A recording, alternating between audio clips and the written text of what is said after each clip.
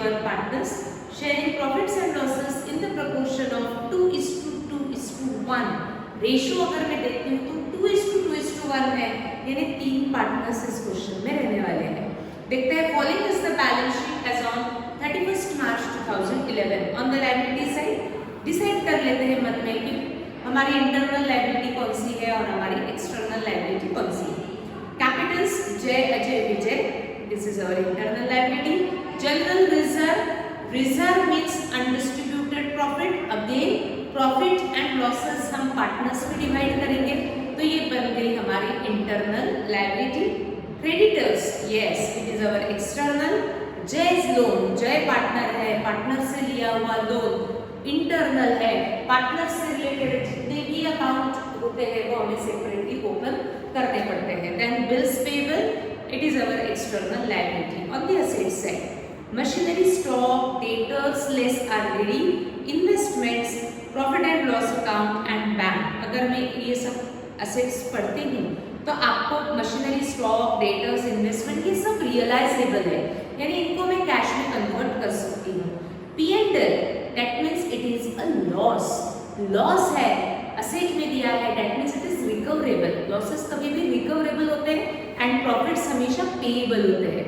तो असेट्स में दिया है, that means this amount is recoverable, यानी ये लॉस है। तो ये लॉस कौन बेयर करेगा? तो पार्टनर्स को ही डिस्ट्रीब्यूट करना पड़ेगा। तो P&L ये नाम का जो लॉस असेट में दिया हुआ है वो मुझे पार्टनर्स में ही डिस्ट्रीब्यूट करना पड़ेगा, क्योंकि सारे प्रॉफिट्स एंड लॉसेस हमें पार्टनर्स में ही डिस्ट्रीब्यूट करने पड़ते हैं। देन आपको दिया है बैंक, तो इस क्वेश्चन में हमने ओपन किया हुआ है बैंक। तो स्टार्ट करते हैं पोस्टिंग। सबसे पहले एडजस्टमेंट हम बाद में पढ़ते हैं। सबसे पहले हमको क्या करना है, बैलेंस शीट को आंसर में ट्रांसफर करके रखना है। ये क्वेश्चन भी आप मेरे साथ ही करेंगे। जो भी एंट्रीज है उसका सिंगल इफेक्ट पहले हमें आंसर में ट्रांसफर करना पड़ेगा। तो देखते हैं on the liability side capital accounts जय अजय विजय हमने सेपरेटली ओपन किया हुआ है। लायबिलिटी में है तो कहाँ ट्रांसफर होगा ये बैलेंस? डेबिट क्रेडिट सबको मालूम है, लायबिलिटी में है यानी वो क्रेडिट में ट्रांसफर होगा। जय अजय विजय के क्रेडिट में by balance brought down. Jay's capital in Jay's column, first partner, second partner Ajay, तो second capital second column में, third partner विजय, तो उसका शेयर, उसका capital third column में। Done. Then next is general reserve. Reserve means undistributed profit. Profit है तो partners में ही distribute किया जाएगा। तो जनरल रिजर्व ये मुझे पार्टनर्स में डिस्ट्रीब्यूट करना पड़ेगा, बट ये रिजर्व जो मैं पार्टनर्स में डिस्ट्रीब्यूट करती हूँ, यहाँ 3 पार्टनर्स हैं तो मुझे तीनों में डिवाइड करना पड़ेगा। तीनों में डिवाइड करना है, ये रेशियो लगेगा। रेशियो आपको दिया हुआ है 2:2:1, तो divide 6000 general reserve in 2:2:1, that means 2/5, 6000 into 2/5, 6000 into 1/5। सभी पहले कैलकुलेट करेंगे इनके शेयर, जल्दी से कैलकुलेट करेंगे। कैलकुलेट करेंगे सभी 2/5, 2/5 एंड 1/5। मैं लिख रही हूँ नोट पे 2400, 2400 एंड 1200 शेयर रहेगा जनरल रिजर्व का। जो शेयर पार्टनर्स का है उसको मुझे पार्टनर्स में डिस्ट्रीब्यूट करना पड़ेगा। तो रिजर्व मुझे पार्टनर्स कैपिटल अकाउंट में ट्रांसफर करना है, लायबिलिटी में है इसीलिए हम ट्रांसफर करेंगे on the credit side by general reserve account. First partner का शेयर फर्स्ट कॉलम में, सेकंड पार्टनर का शेयर सेकंड कॉलम में, थर्ड पार्टनर का शेयर थर्ड कॉलम में ट्रांसफर हो गया है। Now next is creditors. This is our external liability and all external liabilities are transferred to realization account. क्योंकि हमने इसकी कोई अकाउंट ओपन नहीं करते तो ये क्रेडिटर्स का बैलेंस चला जाएगा रियलाइजेशन अकाउंट के क्रेडिट साइड में। क्यों क्रेडिट में? सबको मालूम है लायबिलिटी में दिया हुआ creditors 40,000। Next entry is Jay's loan. Jay partner है, आउटसाइडर नहीं है, तो ये पार्टनर का अकाउंट हमने ओपन किया हुआ है।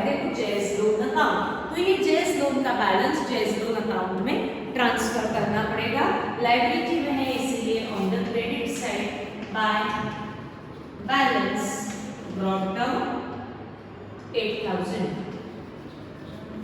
उसके बाद next is bills payable, this is our external liabilities का कोई अकाउंट हमने ओपन नहीं किया तो ये ट्रांसफर होगा रियलाइजेशन अकाउंट के क्रेडिट साइड में बाय बिल्स पेएबल अकाउंट। सारी लायबिलिटीज आंसर में आ चुकी है बाय गिविंग सिंगल इफेक्ट, हमने सिंगल इफेक्ट दिया है क्योंकि बैलेंस शीट में है। अब हम पोस्ट करते हैं असेट फटाफट। Machinery, stock, debtors less RDD, सबको मालूम है डेटर्स और आरडीडी को किस तरीके से रिकॉर्ड करना है। इन्वेस्टमेंट यहीं तक पहले हम पोस्ट करते हैं। तो कहाँ ट्रांसफर होंगे, इनके कोई अकाउंट हमने ओपन किए हुए नहीं है तो ये कहाँ ट्रांसफर होंगे, रियलाइजेशन अकाउंट के डेबिट साइड में, क्योंकि असेट में दिया हुआ है to machinery account 50,000, to stock account 20,000, to debtors और आरडीडी मुझे दोनों लिखना है बट हम लेस करके नहीं लिखेंगे, लेस का इफेक्ट शो करने के लिए आरडीडी को हम ट्रांसफर करेंगे ऑन दी क्रेडिट साइड। तो डेटर्स इनर कॉलम के जो है वो जाएंगे डेबिट में और उसके अपोजिट साइड में हम माइनस का इफेक्ट शो करने के लिए आरडीडी रिकॉर्ड करेंगे 3,000। सबके सामने अकाउंट आप लिख रहे हैं, ठीक। आगे बढ़ते हैं। Investments, it is also realisable asset, ये रियलाइज हम कर सकते हैं इसलिए रियलाइजेशन अकाउंट में ट्रांसफर करेंगे to investments account 24,000। Then next is P&L, जैसे मैंने स्टार्टिंग में कहा P&L अकाउंट आपको या तो प्रॉफिट देता है नहीं तो लॉस देता है। असेट में है दैट मींस ये P&L अकाउंट ये जो भी है इससे अमाउंट इज रिकवरेबल। फिर किसका अमाउंट रिकवरेबल होता है, प्रॉफिट का या लॉस का। फर्म को, पार्टनर्स को प्रॉफिट हमेशा पेएबल होते हैं तो प्रॉफिट का हमेशा आपको लायबिलिटी में बैलेंस मिलेगा, बट ये असेट में दिया हुआ है दैट मींस इससे हमें अमाउंट इज रिसीवेबल है तो लॉसेस को हम रिकवर करते हैं, इसलिए असेट में जो P&L अकाउंट दिया जाएगा वो रहेगा आपके लिए लॉस। सारे प्रॉफिट्स लॉसेस पार्टनर्स में डिस्ट्रीब्यूट करने पड़ते हैं, इसीलिए ये P&L अकाउंट लॉस होने के कारण हम इसे ट्रांसफर करेंगे पार्टनर्स कैपिटल अकाउंट में। असेट में है इसीलिए ट्रांसफर होगा डेबिट साइड में, तो सभी लिखेंगे पार्टनर्स कैपिटल की डेबिट में to profit and loss account. कहीं भी आप शॉर्ट फॉर्म्स यूज नहीं करेंगे, P&L नो, पूरा लिखना है प्रॉफिट एंड लॉस अकाउंट, ठीक। अब प्रॉफिट एंड लॉस अकाउंट 18,000 है।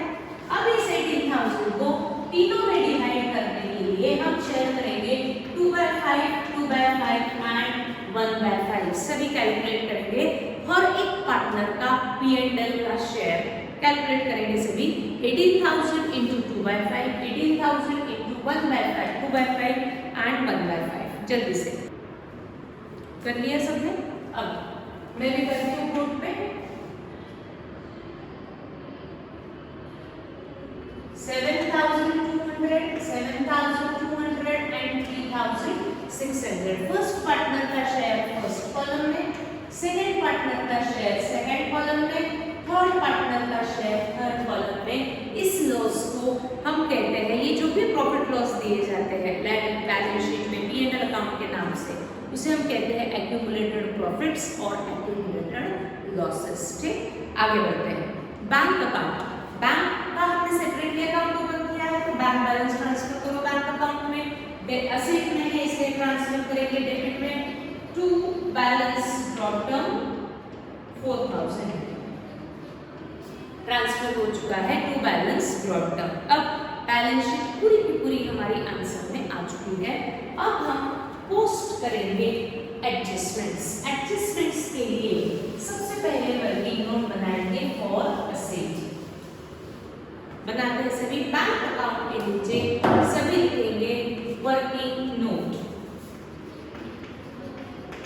Working note, first working note हम प्रिपेयर करेंगे फॉर असेट्स। सबको आता है असेट्स इधर सोल्ड और रियलाइज्ड और taken over by partner.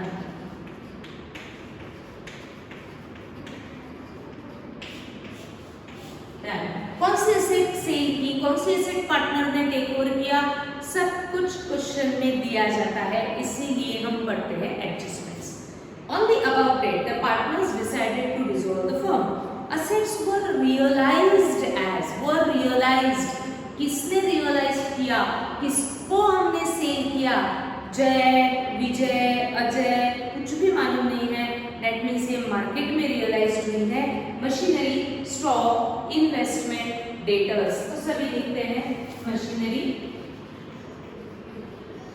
45,000, stock कि कोई भी असेट के सामने ऐसा नहीं लिखा है कि स्टॉक टेकन ओवर बाय जय, stock taken over by Ajay, यानी ये मार्केट में रियलाइज हुई है। Investments 21,000। Now next second adjustment है डिसोल्यूशन एक्सपेंसेस हम पे करते हैं तो ये पेमेंट की लिस्ट में जाएगा, यानी लायबिलिटी के लिस्ट में जाएगा। अब देखो point number 3, goodwill of the firm realised ₹24,000, यानी जब मैं असेट्स को रियलाइज कर रही थी तो गुडविल के लिए भी मैंने रियलाइज किया, गुडविल के लिए भी मुझे पैसा मिला। What is goodwill? Goodwill means reputation of the business in monetary terms. Monetary terms यानी बिजनेस का रेपुटेशन पैसे में कितना है, दैट इज योर गुडविल। अब ये गुडविल को हम वैल्यू करते हैं, कैलकुलेट करते हैं, इस रेपुटेशन को मनी में कैलकुलेट करते हैं। जब हम कोई बिजनेस परचेस करते हैं तो इसके अगेंस्ट मुझे पेमेंट करना पड़ता है। जब मैं कोई हमारा बिजनेस सेल करती हूँ तो गुडविल भी सेल किया जाता है और उसके अगेंस्ट पैसा रियलाइज किया जाता है। तो गुडविल को हम डिटेल में लाइफ में पढ़ ही रहे हैं, मैं बता रही हूँ गुडविल क्या होता है, उसका बेस क्या रहता है कैलकुलेट करने का, ये सब डिटेल में लाइव में एक्सप्लेन कर रही हूँ।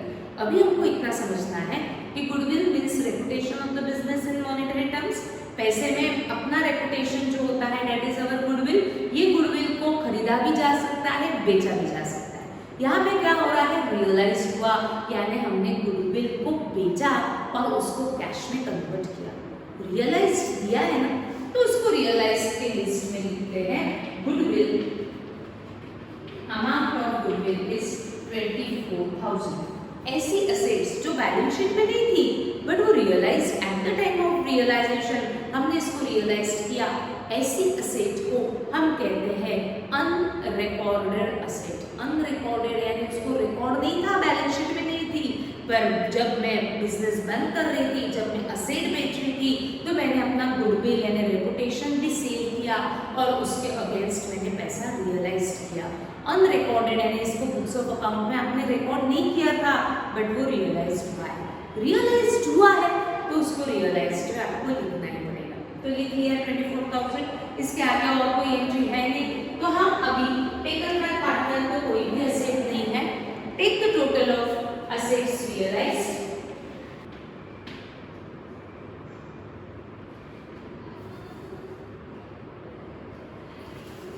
$1,53,000 assets realized हुई है। टेकन बाय पार्टनर तो कुछ नहीं है, तो हमें ये सिंगल एंट्री पास करनी पड़ेगी असेट्स सेल की।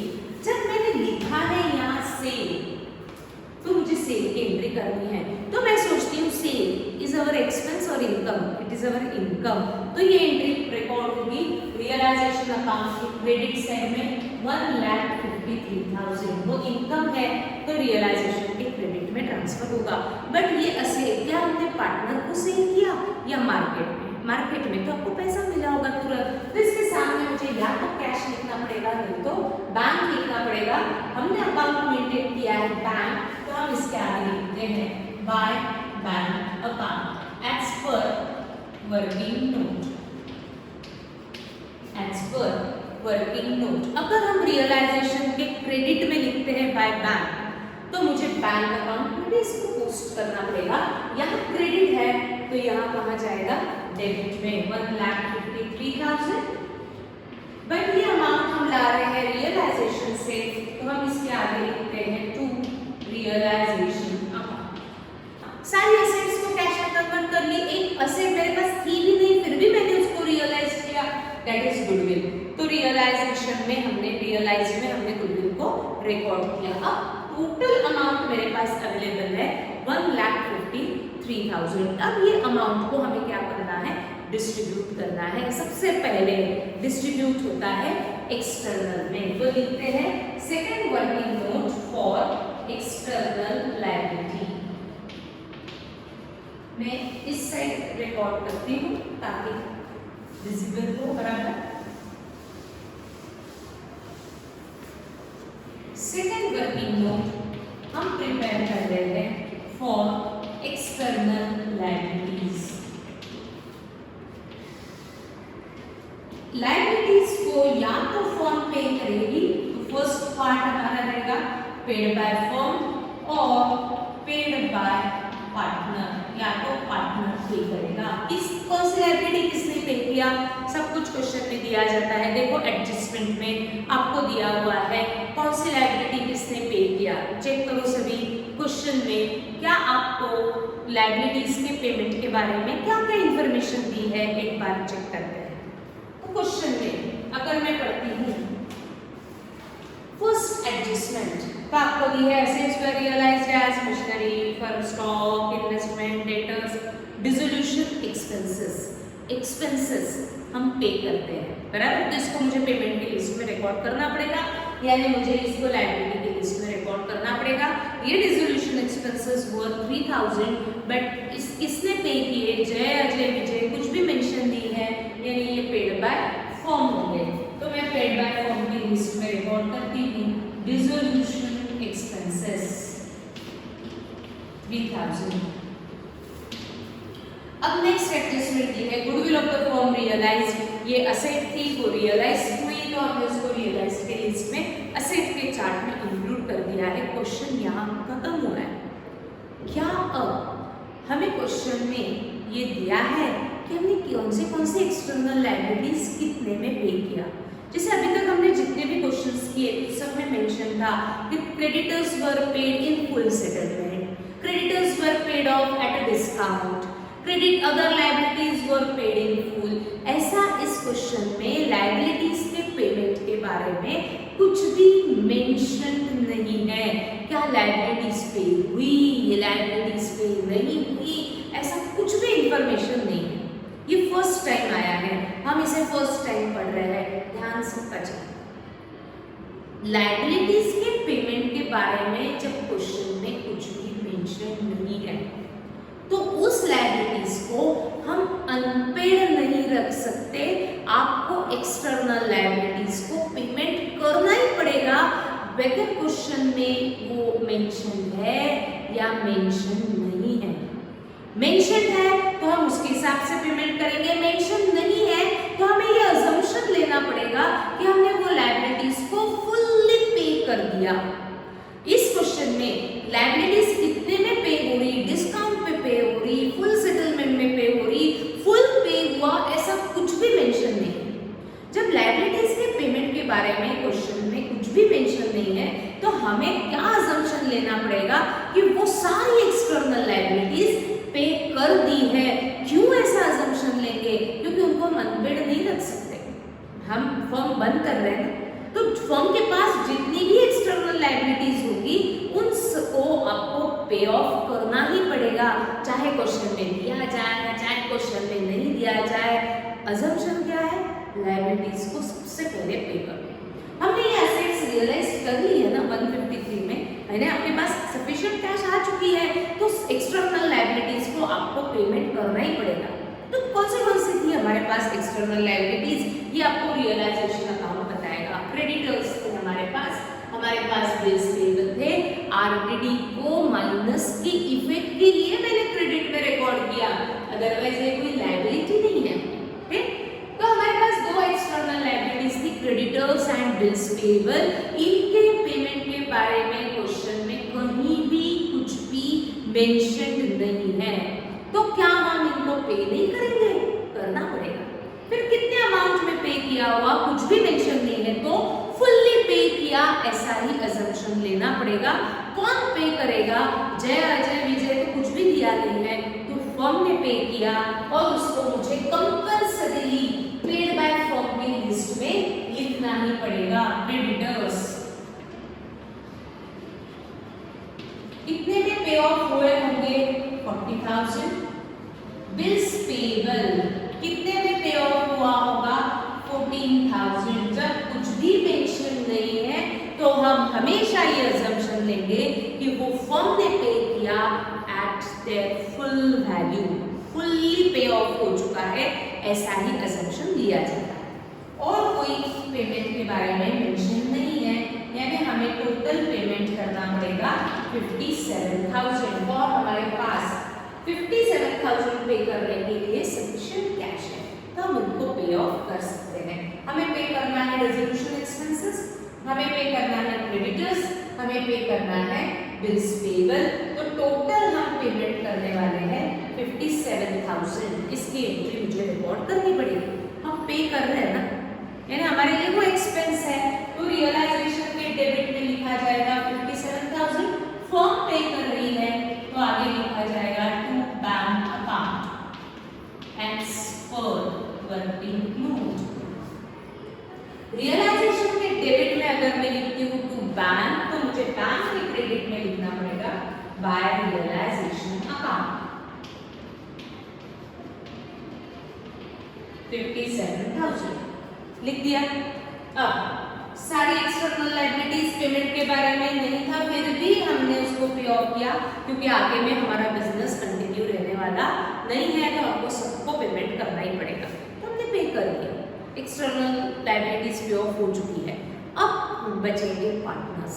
सबसे पहले देखो, क्या पार्टनर से लोन लिया था? यस, जय से लोन लिया था 8,000। क्या कैश है? सफिशिएंट कैश 157 था, उसमें से 57 जा चुका है, यानी अभी भी कैश हमारे पास है। तो हम पहले उसको क्या करेंगे? उसका लोन वापस करेंगे। तो ये लोन के पेमेंट की एंट्री मुझे रिकॉर्ड करनी पड़ेगी। हमने जय को लोन पे करेंगे, हम हमारे लिए कैश इज गोइंग आउट, इसलिए बैंक के क्रेडिट में 8,000 किसके अगेंस्ट पे हो रहा है? जय के लोन के अगेंस्ट, तो बाय जयस लोन। बैंक के क्रेडिट में अगर हम लिखते हैं बाय जयस लोन, तो जयस लोन के डेबिट में लिखना पड़ेगा टू बैंक अकाउंट। देखो 8,000 का लोन जय से लिया था, eight the time of resolution हमने उसको पूरा का पूरा पे ऑफ कर दिया है, तो लोन का अकाउंट टैली हो चुका है। अब सारी एंट्रीज हो चुकी है, एक अकाउंट क्लोज करेंगे। सबसे पहले आप करेंगे। सबसे पहले सबको मालूम है कौन सा अकाउंट क्लोज करेंगे? रियलाइजेशन। जो भी बैलेंस आएगा that will be transferred to partners capital account in their profit sharing ratio. फिर क्लोज करो पार्टनर्स कैपिटल अकाउंट, ट्रांसफर करो बैंक में, बैंक टैली करेंगे। अभी करना है जल्दी से, मैं भी कर रही हूँ बोर्ड पे, पहले आप करेंगे जल्दी।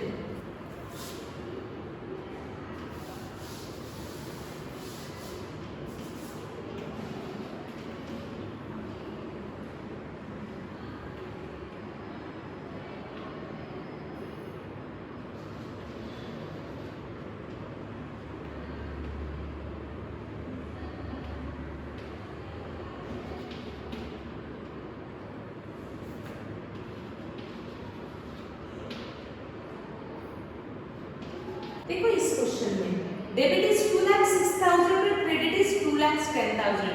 ये क्वेश्चन में क्रेडिट ज्यादा है। मैंने कहा क्या कहा था कि मैक्सिमम केस में लॉस मिलेगा बट प्रॉफिट में रह सकता है। यहाँ क्रेडिट की टोटल ज्यादा है, क्रेडिट यानी आपका इनकम ज्यादा है, एक्सपेंस कम है, तो डिफरेंस रहेगा प्रॉफिट।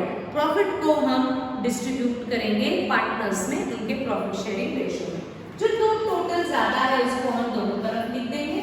जैसे 2,10,000 टोटल ज्यादा है तो लिख देते हैं 2,10,000। डेबिट की टोटल कम है तो आपको बैलेंस डेबिट में लिखना पड़ेगा, बट उस बैलेंस को हम डिवाइड करेंगे पार्टनर्स में। Jay's capital, Ajay's capital, second partner Ajay है, Ajay's capital and Vijay's capital. तो 2,06,000 एंड 2,10,000 का डिफरेंस इज 4,000। तो 4,000 को हम 2/5, 2/5 एंड 1/5 में डिवाइड करेंगे। तो कैलकुलेट करते हैं। 4,000 पहले सबसे पहले डिवाइड कर दो 5 से,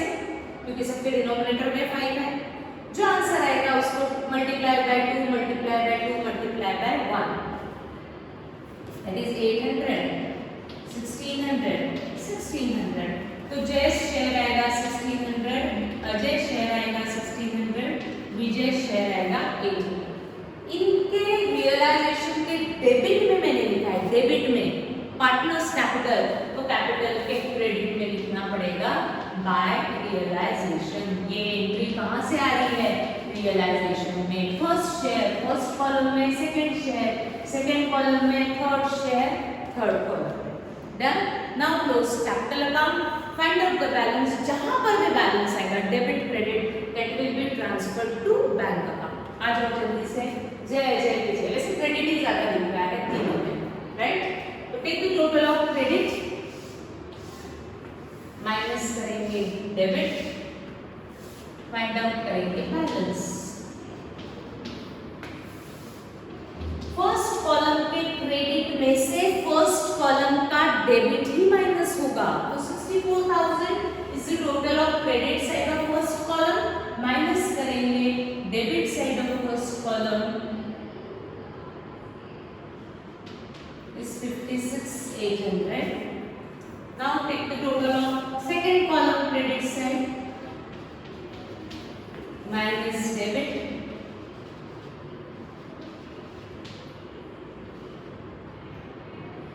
$16,800. Take the total of third column credit, 22,000 minus debit,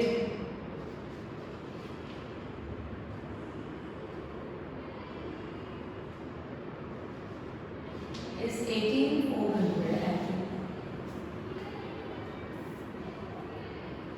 Yes, that amount, that balance transferred to bank account.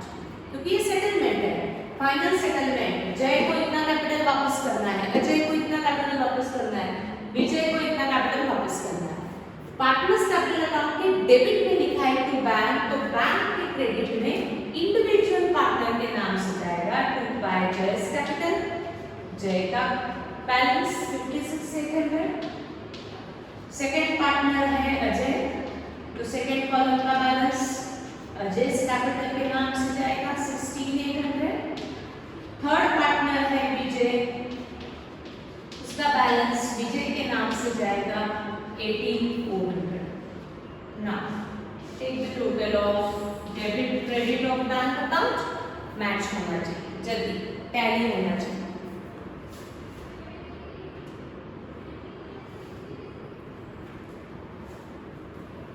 Debit की टोटल तो सिंपल है, 1,57,000 ये, और तो कोई एंट्री नहीं है। क्रेडिट भी 157 हमको मिलना चाहिए।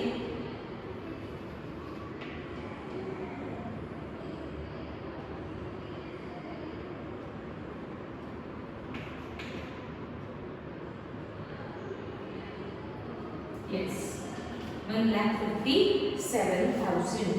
आज के क्वेश्चन में न्यू पॉइंट ये गुडविल था, है ना? गुडविल बैलेंस शीट में नहीं दिया था, बट इसको हमने रियलाइज किया। Goodwill means reputation of the business in monetary terms.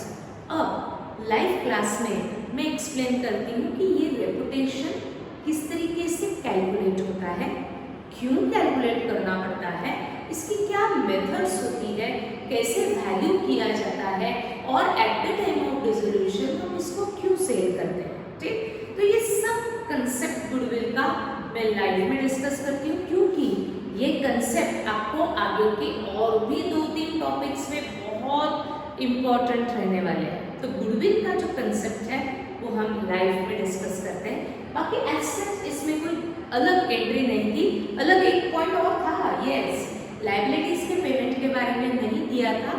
जब भी आपको एक्सटर्नल लायबिलिटीज के पेमेंट के बारे में मेंशन नहीं है, उसको आपको पे ऑफ करना ही पड़ेगा। क्यों? क्योंकि मेरा बिजनेस बंद हो रहा है, तो जो लायबिलिटीज है उसको पे करना ही है कंपल्सरीली। या तो फर्म पे करेगी, नहीं तो पार्टनर पे करेगा। फर्म के पास कैश नहीं है तो वो रिस्पॉन्सिबिलिटी रहेगी पार्टनर्स की। बट यहाँ फर्म के पास सफिशिएंट कैश था, तो हमने पेड बाय फर्म के लिस्ट में उसको इंक्लूड किया। तो आ जाओ लाइव में। पहले हम आज नया कंसेप्ट देखते हैं, गुडविल के डिटेल में पढ़ते हैं। जल्दी से आ जाओ लाइव में। Thank you.